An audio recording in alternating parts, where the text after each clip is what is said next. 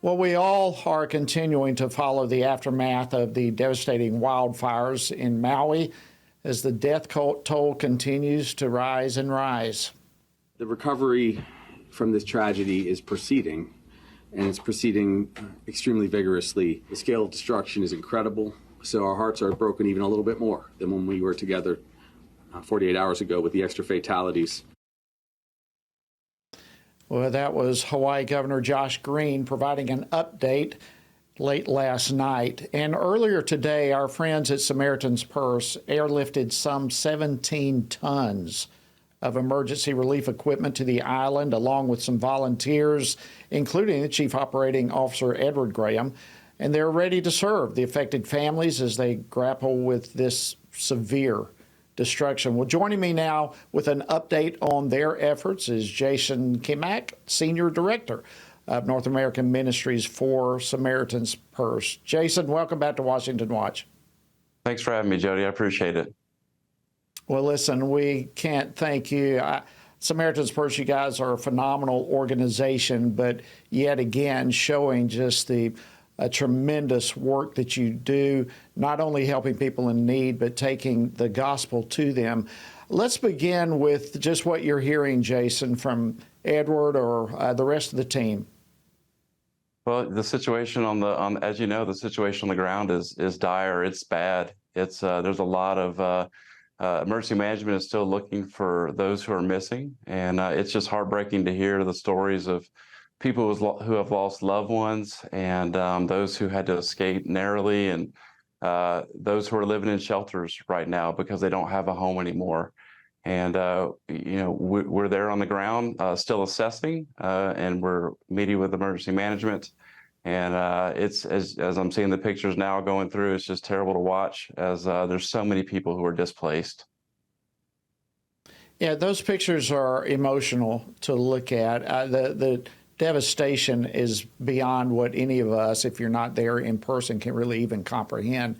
But by talking to Edward and keeping track with what Samaritan's Purse will be doing, I understand that, among other things, your group, your organization, and volunteers will be sifting through a bunch of the ashes of former homes and businesses and so forth, but looking for some priceless items that may have survived the flames.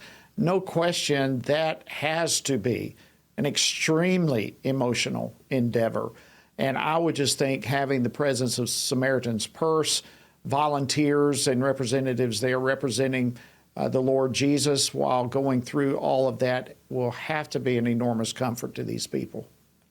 It is. It's a very difficult thing to do this with families and our volunteers as they're sifting through the ashes. You know, typically we'll come in after a fire and we will sift, and we will look for items that are very important and precious to these families. And it's sad because everything they've had is gone. And it's anything that we can recover to help them have some memories, whether it's a photo or a ring or anything that survived that will help them have some memories from their family or from the past. It's incredibly emotional. And we also have chaplains from the Billy Graham Evangelistic Association that's on the ground as well.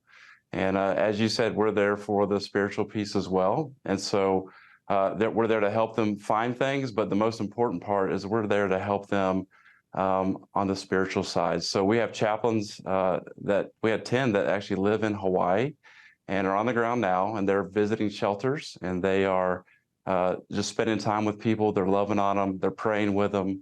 And they're sharing the hope of Jesus Christ with them as well. That's fantastic. Well, I know it's not an effort like this is not just left in the arms of Samaritan's Purse. You are also there collaborating with a lot of local pastors, which there are quite a few. How does that work? How does a team put together and work with these other pastors, and what are you hearing from them right now? Well, some of our first contacts on the ground are the local pastors. We partner with the local church in what we do. So some of our first phone calls are to the local pastors. And so we meet with them. Even this Sunday, some of our staff members were at some of these churches, just spending time with the families, praying with them, singing with them. And it was even in the midst of this devastation, they were still praising the Lord and reaching out to their communities. And so when we partner with the local churches, they come and we want to help them because they're the ones who are in this community. They're the ones when we leave that are still going to be here for these people. And so we're here to empower them and work with those who want to volunteer and bring volunteers in from around the country as well. And that's to help these hurting people and but also be there for the spiritual care as well. Well, only the Lord and his children at times like this can turn beauty from ashes and make that transition. And we're so grateful that you're here. As we wrap up, Jason, I think it would be great for our viewers and listeners just to hear from you how they can support the ministry and the work that you're doing and how they can be specifically praying right now.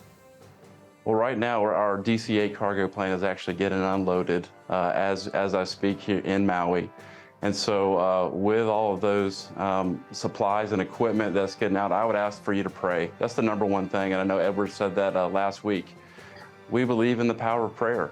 And the Lord asks us to pray, and so we're going to do it. And he is the one that's going to encourage and help everyone during this time of need. But I'm also going to ask you to go to SamaritansPurse.org if you'd like to volunteer or see how you can help out. Go to SamaritansPurse.org. We've got to wrap up, Jason. All right. Thank you, Jason Kimak, Samaritan's Purse.